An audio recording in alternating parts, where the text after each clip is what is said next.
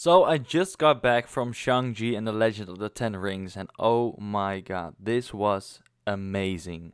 The movie is amazing in all its fight scenes, in the legend behind the whole story, the information that's being released throughout the movie. You get bit and bit, piece by piece, and in the end, you understand why his father did the things he did and why he is such a big fighter.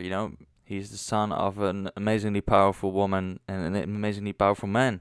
Um, but in the end, we still have a lot of questions, unanswered things we don't know about it all. And the first one is about the dragon we see in the end. The dragon defeats or helps defeat Shang-Chi, the evil being from the vault. And what happens after that is that the Great Protector, the dragon, leaves for nowhere. He doesn't go into the water again where he came from. I can guess that he stayed there for all the centuries and only comes out when he's needed.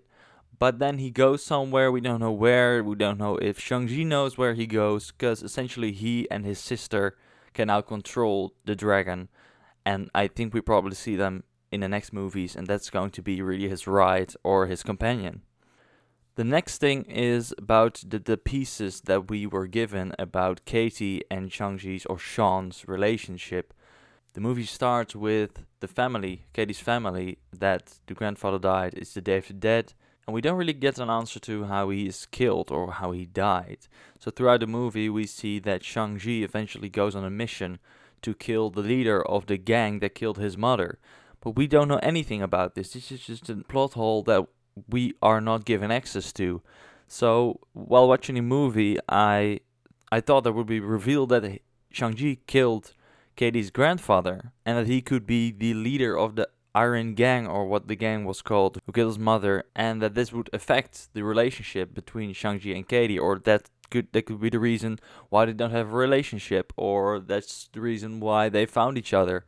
We do not really get an insight in this, so my guess is that Shang-Chi indeed killed her grandfather, and this will be revealed in a later movie, which will result in their relationship being broken, and this leads to friends becoming enemies. So then we go to the after credits. The after credits was really a big potential for the movies coming after this. It was important for the overall arcing story of the MCU. We see Katy and Shang-Chi going to Wong. Then we have the holograms of Captain Marvel and Bruce.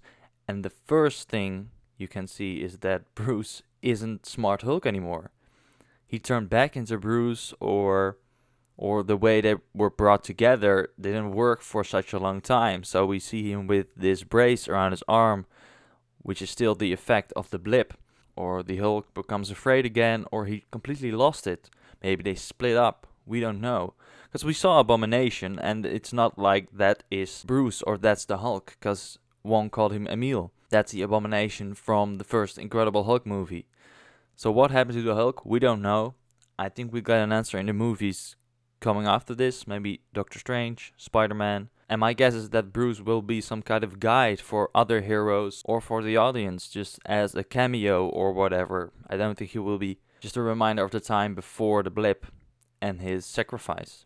And lastly, we see the Ten Rings being some kind of beacon for someone, some being that it probably belongs to.